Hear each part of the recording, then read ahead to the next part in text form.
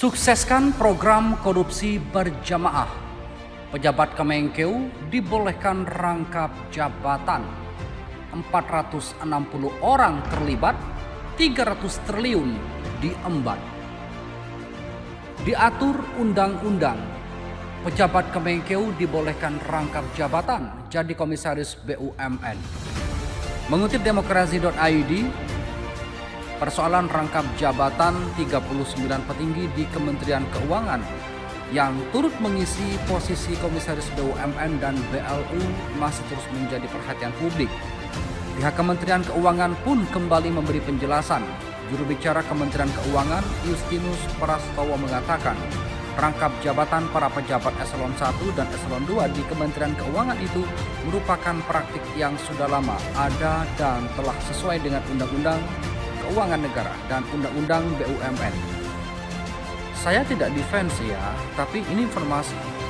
Kalau Anda cek ini bukan sekarang saja, dari dulu sudah seperti itu. Kenapa? Karena Undang-Undang Keuangan Negara, Undang-Undang BUMN mengamanatkan itu, kata Prastowo. Dalam dua undang-undang itu memang disebutkan adanya keharusan Menteri Keuangan dan jajarannya mengawasi melakukan pembinaan dan pengawasan kepada badan pengelola dana masyarakat yang mendapat fasilitas dari pemerintah pusat, termasuk perusahaan negara atau BUMN. Ini sebagaimana tertuang dalam pasal 25 Undang-Undang Keuangan Negara yang isinya mengatakan Menteri Keuangan melakukan pembinaan dan pengawasan kepada badan pengelola dana masyarakat yang mendapat fasilitas dari pemerintah pusat.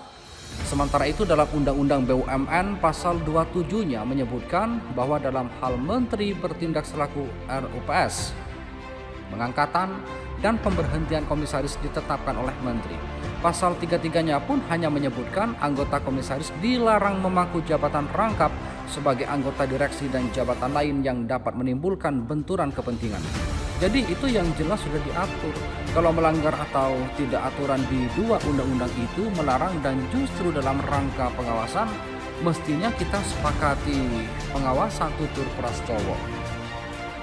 Lagi pula Prastowo menekankan sebagai bendahara negara, Kementerian Keuangan merupakan salah satu ultimate shareholders atau pemegang saham pengendali terakhir atau PSBT di BUMN dan BLU karena memegang otoritas fiskal.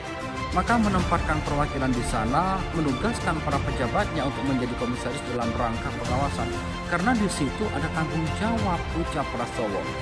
Adapun pemilihan pejabatnya sebagai komisaris menurut Prastowo karena di dalam dirinya melekat tanggung jawab dan supaya koordinasinya lebih mudah secara hierarkis. Sebab dia punya jabatan sehingga bisa menjalankan sesuai portofolionya. Kalau ada masalah di BUMN atau BLU bisa langsung dilaporkan ke Menteri Keuangan, mengundang rapat hingga mengubah kebijakan.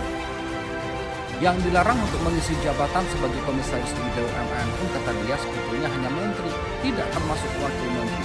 Jika ketentuan undang-undang itu dirasa tidak pas, termasuk jajaran pejabat eselon 1 dan 2, maka masyarakat katanya bisa mengajukan uji materi ke Mahkamah Konstitusi. Yang dilarang setahu saya menteri.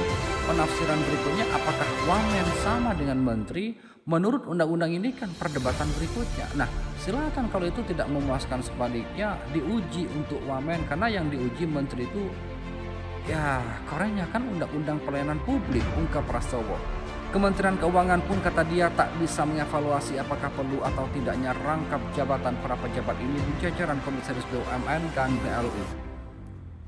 Sebab Kemenkeu menurut Prastowo hanya sebatas pelaksana dari undang-undang yang dirumuskan DPR bersama pemerintah, khususnya Presiden.